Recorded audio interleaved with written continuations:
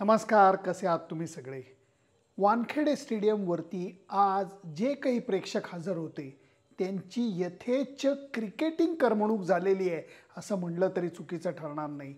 England विरुद्ध दक्षिण Africa ही मॅचच लोकांना असं वाटत होतं की काय होईल आणि ते सर्व अपेक्षा ज्या होत्या त्या या सामन्याने पूर्ण केल्यात असं मला वाटतं. दक्षिण आफ्रिकन संघ हा धोकादायक संघ आहे असं मी अगोदर वाच्यता केलेली होती, कारण या संघाची बॅटिंग ही एक्सप्लोजिव्ह आहे. त्यांच्याकडे जबरदस्त फास्ट बॉलर आहेत आणि उत्तम स्पिनरसुद्धा आहेत. फिल्डिंगचं स्टँडर्ड त्यांचं नेहमीच वर राहिलेलं आहे. पहिली बॅटिंग करायची संधी आज त्यांना मिळाली. मला वाटतं टॉस जो होता तो इंग्लंडने जिंकला आणि साऊथ आफ्रिकेला बॅटिंग करायला दिली, जशी काल पाकिस्तानने ऑस्ट्रेलियाला बॅटिंग करायला दिली. हा विचार करून की जर का दव पडलं तर त्याचा फायदा आपल्याला घेता येईल.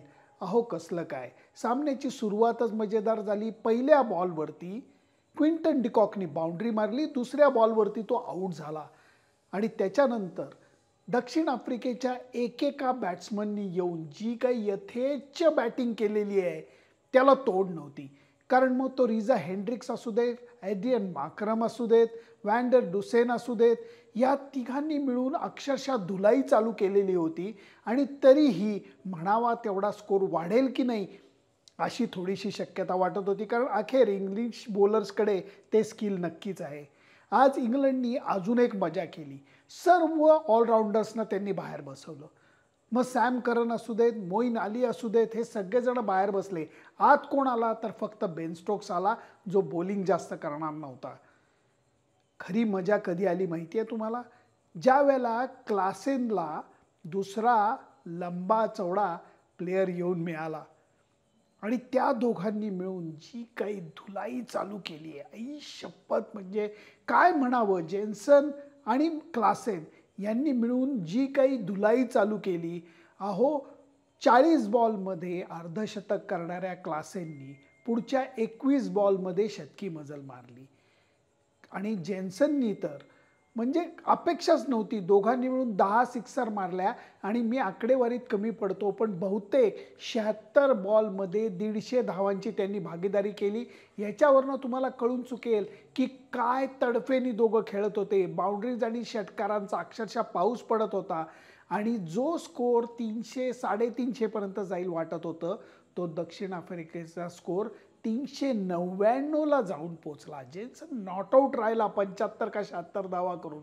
क्लासेन आऊट झाला आणि मी तुम्हाला सांगतो की 399 धावांचा पाठलाग करणं हे इंग्लंडच्या अगदी काय म्हणतात त्याला, आक्रमक फलंदाजीला सुद्धा अवघड होतं. कारण नंतर ते जे ओझं असतं ना अपेक्षित धावगतीचं, ते एकेका बॅट्समनला आऊट करतं. त्यातनंही मी अगोदर म्हणल्याप्रमाणे दक्षिण आफ्रिकेच्या बॉलिंगमध्ये दम हा नक्कीच आहे. कोटझी असू देत, रबाडा असू देत, एकेकाने सुंदर बॉलिंग केली. एनगिडीने सुद्धा छान बॉलिंग केली. एक एक बॅट्समनला बरोबर त्यांनी पकडून पकडून आऊट काढलं. सगळे टॉपचे बॅट्समन आऊट झाले. मला वाटतं 6 का 7 विकेट, 8 विकेट या त्यांच्या जास्त धावासुद्धा झाल्या होत्या. 100-120 धावा झालेल्या होत्या. याच्यावरनं कळून चुकेल की किती मागं पडलेली होती इंग्लंडची टीम. आणि शेवटी केशव महाराजने आऊट काढलं आणि शेवटचा बॅट्समन बॅटिंगला येऊ शकला नाही. दक्षिण आफ्रिकेच्या हातात 229 धावांचा विजय लागलेला आहे आणि त्यांचा नेट रन रेट आता 60 वर गेलेला आहे. जी टीम काही दिवसांपूर्वी एका साध्या संघाविरुद्ध आली होती, त्यांनी इंग्लंडलाच आज जो पराभवाचा दणका दिलाय, त्याच्यातनं इंग्लंड सावरू शकेल असं मला आत्ता तरी वाटत नाही. क्रिकेटमध्ये काही होऊ शकतं, हे एक आपलं नेहमीचं म्हणणं असतं, पण यावेळेला इंग्लंड इतका जबरदस्त संघ वाटत होता, त्या मानाने त्यांचा परफॉर्मन्स फारच सुमार झालेला आहे. कारण 3 पराभव त्यांचे झालेले आहेत. आता लक्षात घ्या, अजून त्यांच्या मोठ्या मॅचेस व्हायच्या आहेत. समजा पुढच्या मॅचेसमध्ये त्यांनी विजय जरी मिळवला तरी सेमीफायनल गाठणं त्यांना अवघडून बसणार आहे. त्याचं कारण असं आहे, त्यांच्या नेट रन रेटला जबरदस्त धक्का लागलेला आहे. ह्याच्या उलट दक्षिण आफ्रिकन नेट रन रेटला एकदम बूस्ट मिळालेला आहे. आजच्या सामन्यामध्ये टेम्बा बहुमासुद्धा खेळलेलं नाही आहे. माक्रमनी मला वाटतं कॅप्टनशिप केलेली आहे.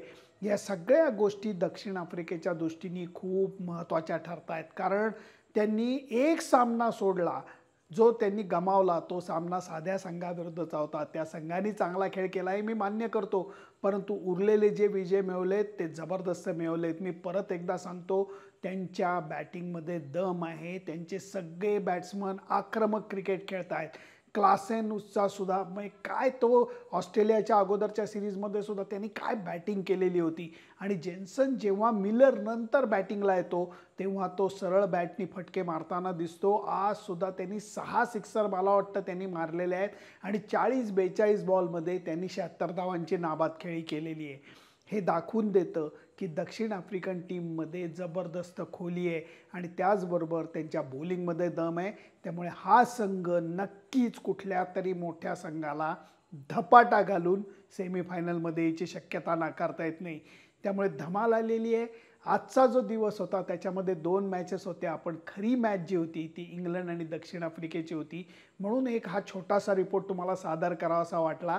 आणि आता आपलं लक्ष भारत विरुद्ध न्यूझीलंडकडे जाणार आहे. त्यामुळे त्या सामन्याचा अहवालसुद्धा मी धर्मशाळेतनं तुम्हाला देणारच आहे. परंतु हा सामना असा झाला, दक्षिण आफ्रिकेने जबरदस्त विजय मिळवला. बॅटिंग असू देत, बॉलिंग असू देत, संपूर्ण वर्चस्व त्यांनी गाजवलं. म्हणून म्हणलं तुमच्याशी हा संवाद साधणं गरजेचं आहे. फक्त लक्षात ठेवा, माझं फेसबुक पेज, माझं यूट्यूब चॅनल सबस्क्राईब करायला विसरू नका. Bye bye.